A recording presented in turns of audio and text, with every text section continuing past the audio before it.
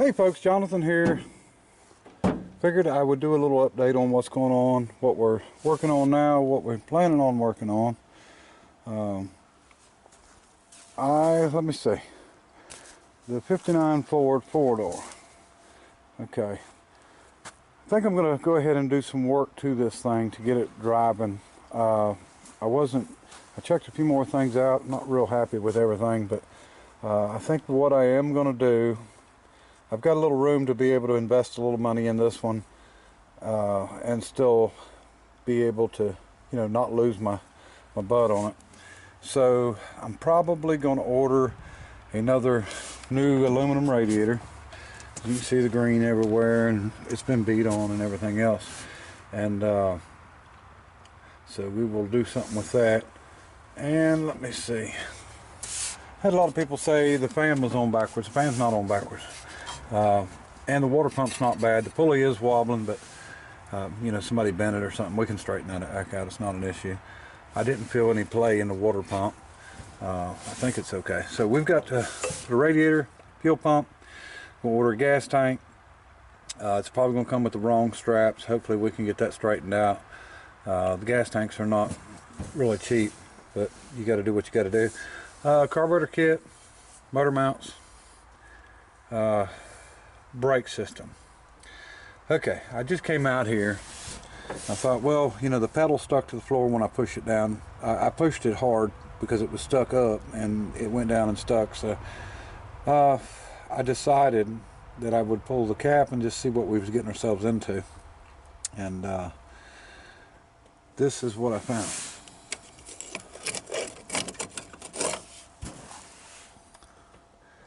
So definitely moisture in the system. They may have, it's gelled up. I don't want to stick my finger in that. Yeah, there's still water in the system. But I don't know what, maybe they use silicone brake fluid or something, I don't know. I have no idea, but that is all goo. So we're going to go ahead and order new wheel cylinders, new rubber lines, new master cylinder, and we're going to replace all the steel lines. Just update the entire system because it's going to have to be done anyway, no matter what. So that's just the way it goes. Probably go ahead and put the right master cylinder back on it and move this back to into the T. I mean, I could probably get one of these. They used a two-stage, but they didn't set it up as a two-stage. They just used one stage. This would normally operate the back brakes, and this one would operate the front brakes, but they used this on the brake light switch. I'm not sure why they done that. I guess it worked. I mean, I don't think there would be an issue. I just don't know what size bore this is. And chances are, if this is a double, it's probably made for power brakes, so it's probably got a smaller piston, so it's going to make it harder when you push the pedal. So probably just go back with an original, and we'll find another one of the banjo fittings that accept that. We had to find one for the last car, but we'll find another one. And of course radiator hoses, and I think that'll probably be about it. Tires are fair on the car, they're not bad. We got two of them that's leaking down. We'll just find the problem with that, get them cleaned up. The trim, it is what it is. Somebody screwed it up, but that's the way that goes. And then we'll just clean the car up some, and still would like to find a passenger side window. Probably could call Bob's Auto Glass where we got the windshields for the Willys and go ahead and get one on the way. I'd like to put a window in it. I don't like, that interior is actually really nice. I hate it getting wet. But this would probably make a good enough car for somebody to go ahead and, make a good driver, or a decent little, show car to a certain extent anyway. Something they can drive to the shows. But anyway, so that's what we're going to do on this. That's where we stand. Definitely a totally screwed up brake system. We'll get the bumper bolted back on right and just get things cleaned up and straightened up. That's the whole deal. Just the little stuff. Somebody said that the mirror's about to fall off, but the mirror's just loose. Actually, the mirror's supposed to mount up here. But anyway, I don't think, that mirror don't look terrible on there, so we'll see if we can get that tightened up. Anyway, so that's where we're at on this one, and let's move on to another. Okay, as for the Nash, unfortunately, that hood in the center is leaking water down in here, so we've got to do something about that. Well, it's because I guess the trim's missing and stuff on it, but anyway, the hood ornament's missing, so it's missing. Okay, so I got to dry this off. It just got through raining here just a little bit ago, and it did rain plenty, but we've got this oiled down good anyway, so it's not that big of an issue. So we haven't done anything actually on this since you've seen the last video. I do have the head in the shop. We have it cleaned up. I decided to go ahead and order new exhaust valves just because I found a new old stock set at a good price on eBay, and all 6 of them, and we had tapped on them quite a bit, and I haven't pulled them out and put them in the valve grinder to see, make sure we didn't warp them or anything, but they're a little mushroomed on the end, and I would just rather go ahead and replace them. And so we are waiting on them. We do have our gaskets in, so the plan for this, the sun's bright when I pull out there, is to try to get that head redone. I'm going to do videos on that, and we'll still end up grinding the intake valves, seating all the valves in, and then going from there. Somehow, I don't know how, I got to go back and look at the first video, I guess, and make sure my rotor button was on there. Somehow we have lost the rotor button, and I'm not quite sure how. Now, it's just a Delco distributor, so it wouldn't be hard to find one, but I don't know what the deal is. Can't find it. I didn't look in the car. Maybe no, I put it in the car, but anyway, that's the plans on this. So look for a video soon on redoing the head, cleaning it all up, making a new exhaust pipe for it. I really think this is going to be a good engine. And one of the reasons I say that, there's no gap at the top, ring ridge, where the pistons have come up, and actually what happens is your ring wears, but your ring don't come to the top, so you get a lip. Well, there's absolutely no lip on this thing anywhere. So if I was a guessing man, I'd say that this engine don't have a lot of miles on it. Also, with them exhaust valves stuck, that tells me that the guides are pretty tight. The intake guides, I can't move the intake valves back and forth, so the guides are good in that. So I would say that this car, I don't know what the mileage is showing, we'll look and see, but I wouldn't doubt if it was original mileage on this car. I mean, the pedals look really, really nice on it. 72,000, so I would say that's probably right.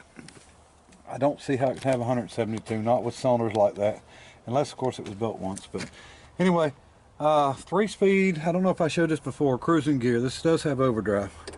So and like I said, my son really likes this car, so we'll probably later on see what we can do with it.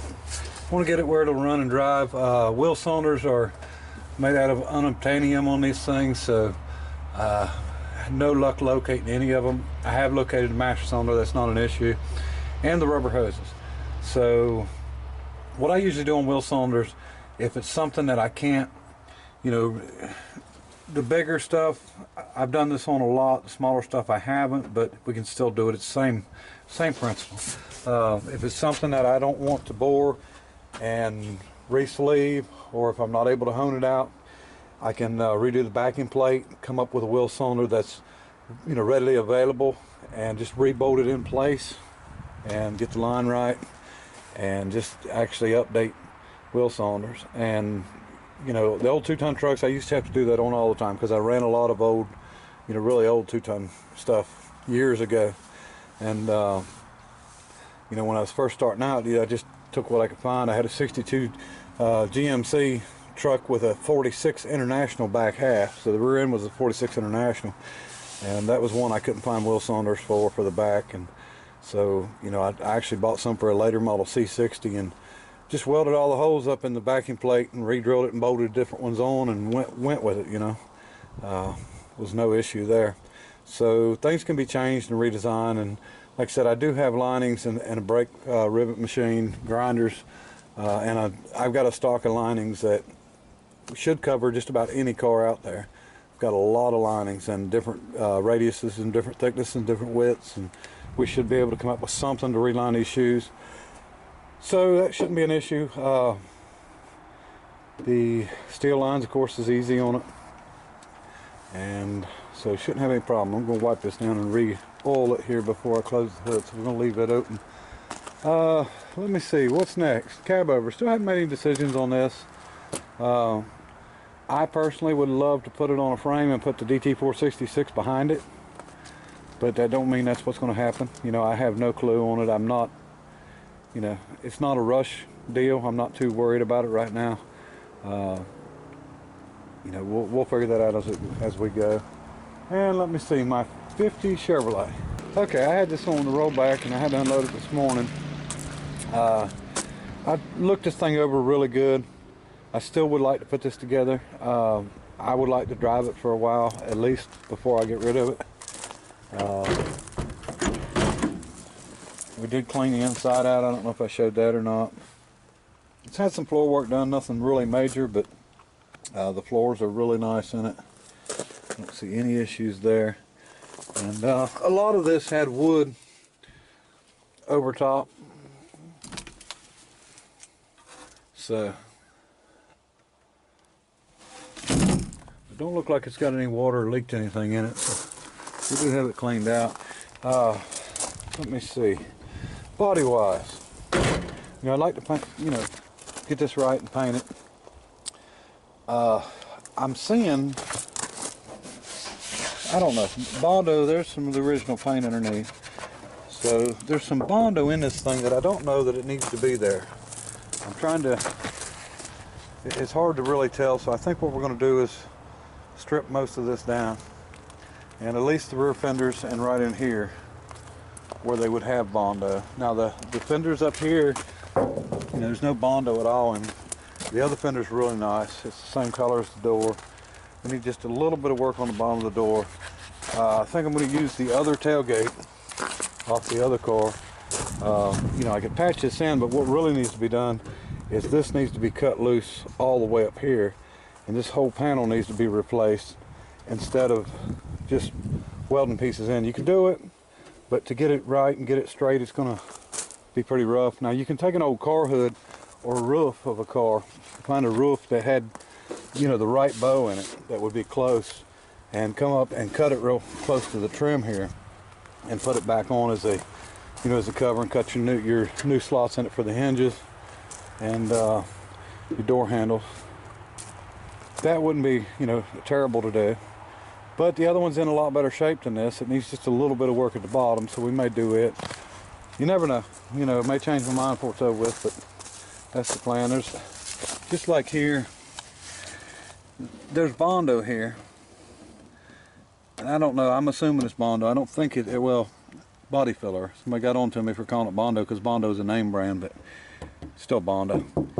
Quite a bit here, but if you look, that's the original paint underneath. So all this is metal. I don't know if there was a dent here or what, but I don't want to leave it like it is. I would rather go ahead and, you know, take this off and find out what's there, because I don't know. They probably put a lot of this over paint. Yeah, you can see it's coming off. So this is all going to have to be stripped back down to do it right. And I see the cracking underneath. That looks like an original paint. So I'm thinking maybe they sprayed this black over top of the original. So I would rather go ahead and strip it down and take the paint off of it, because if you paint over top of paint, you don't know what it is or nothing, then, you know, you might have an issue. I'm just sitting here looking. It looks like maybe some letters. It looks like a P. I don't know. A U. Maybe Trump. I reckon Donald Trump used to own this. I don't know. Looks like there might be letters underneath. Everywhere the paint is cracking, it looks like letters. So, sorry about that.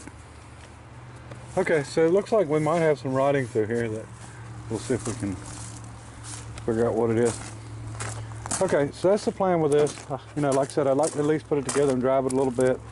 I think we'll go ahead and we'll get the engine cleaned up, check that tank and see if it's any good. Maybe do some detail on some some painting and stuff. Not sure why they was bolting the heater box back in without cleaning it up and painting it. Fender wells look really nice. Firewall's fine. Valve cover probably needs to be taken off and repainted. There's just some touch-up work. Generator. We've got the other fender well. We need to go ahead and probably sandblast it and clean it and put it back on. Radiator. Looks like there was some repairs done to it that don't look real good, so we may see what we can do with that. Which it's full of antifreeze, so I don't know. Pretty sure this one was full because I think, yep, I'm holding pressure. Yeah, it's full of antifreeze. So, don't know. We might try to run it a little while. So, I think get the inner fender well cleaned up, do some blacking out in here, and then get it bolted on and get the fender on it. And make sure everything lines up for the grill and stuff, and get the balance on everything that can be painted. But I don't want to put any of the chrome on. It's still got the chrome on the hood here that needs to come off, or the trim. So hood's in good shape. I don't think this will be a terrible job. I may do most of the body work and all the steel work, because I don't like taking anything anywhere and letting anybody paint anything that I hadn't welded everything in on, because I don't like putting Bondo to where there's no backing.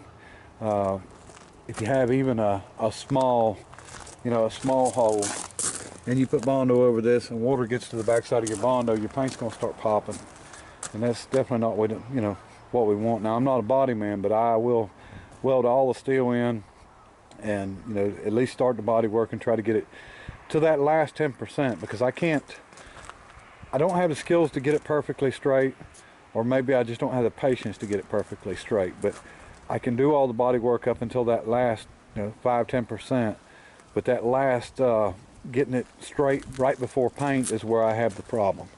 So I'll get what I can get done, and then maybe get a friend of mine to paint it and finish up the body work. I don't mind painting, I don't mind spraying. I've done quite a bit. It's just that last little bit of getting that thing perfectly straight is where I have the issue. And if I get something done, I'd rather it be right. I don't want it to be half-assed. I really don't. So anyway, and the 59 Apache, of course, we've got sold. It is still here, but it is sold. The 28 Dodge we've sold. It's also still here. It will be here for a little while because the guy don't have a place to store it right now. So whenever he gets ready, it's his. The Apache will probably be leaving in the next few days, I would say. Rat rod build. Let me show you. Okay, we're still planning, of course, to build this for the one-day build. Probably going to be in May. Hopefully in May. The van that a buddy of mine had that he gave me for the engine, turns out it's an 87. He thought it was an 84, so it's actually throttle body, one-piece rear seal. So we'd have to fabricate a pan and oil pan and everything for it, because I don't know if everybody knows, but a Vega, Monza, Skylark, or Skyhawk, I'm sorry, and the old Chevy 2 Novas run a different style pan because of the steering. So it's close, but it's got little bit different cutouts in it. So I really would prefer an old engine for it. So I think what we're going to do, some of you may remember the mainline 53. It's actually a pretty straight old car. Needs a little work, but the plans was to just go ahead and bolt this 350 in it because it was already set up for a 350. And so I actually done a first start video on this engine in the 70 Impala, and we was going to go ahead and set this in here. Well, when we done Junior's build, we needed the exhaust manifolds, the ram's horns, so we got them off. And let me see, it's just sitting in there. It's got a 350 turbo behind it. Seems to be a really good engine, so we're going to actually pull it out, and then the day of the build we'll do the pan swap and motor mounts and everything, and put this in the Monza. So it's going to have a 70 model 350, or Monza, calling it Skyhawk. So that'll leave this open for possibly putting the 239 that we started the other day in it. Now this was a 53, it would have been the last year for a flathead. And of course the Y block is a 54, first year for a Y block. And I didn't realize, somebody had told me that that's a 1 year only engine. They went to 272 in 55, so anyway, we will probably just stick it in there. The 3-speed, the shifter and the one lever is still there. We could probably get the 3-speed hooked back up. Well, I've got a couple floor shifts that came in the, I got 3 floor shifts that was in that 50 Chevrolet, so maybe we'll just stick a floor shift on it, and, you know, just as long as it runs and drives, you know, like a old hot rod. But the reason that we don't do this one yet for a build is because I don't have the paperwork done on this car yet. Still waiting on it. So we will do something with it for sure. It's too nice of a car not to. But anyway, let's see what else we got going on. Okay, I may have already told everyone, but I've got the engine ready to go into the rollback, my international rollback. We done the seals and everything on it, but we can't put it in. The reason I can't is because I am still waiting on highway patrol inspection and not sure what day they're going to do it, so I don't want to tear that truck apart and then be in a bind. So when they get finished with all that, we'll get this thing in, and I think this is going to be a really good engine. We got it all covered up, and it's of course getting covered up with pollen, so I don't know, what a mess. Okay, I wanted to show everyone, we had some comments about the engine. Somebody said that this was a positive ground system, and originally, and it may have been, I don't know, but that's one of the things on a starter. It's not like most 12 volt stuff. You can turn this engine over. As you can see, I've got the positive ground, and we can hook it up, and you can see she's turning. Okay, now we're going to take the positive off, put the negative on, and then we'll turn it over again, reversing the polarity. Turns over the same way.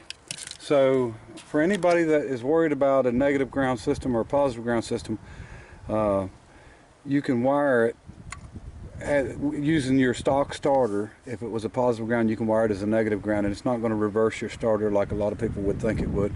I do know that your generator won't work right. In other words, it'll be taking away 6 volts, I guess, or discharging. I know that for a fact because I had one that was wired backwards, and that was on the L car. So anyway, so if you buy something that is a positive ground system and you want to start it, you don't have to run it positive ground. You can run it negative ground, put your positive on your starter leg, and it's still going to turn over and, you know, run the same way. And I'm not sure that your gauges would ever work right, because they would probably work backwards, your amp gauge. But you know, that's the thing is you know, you're running an old engine. If you're running mechanical gauges and stuff, it's not going to matter. But anyway, so don't let positive negative ground scare you. It's not a big issue, and it's not going to affect how your starter works. So you can run it either way. All right.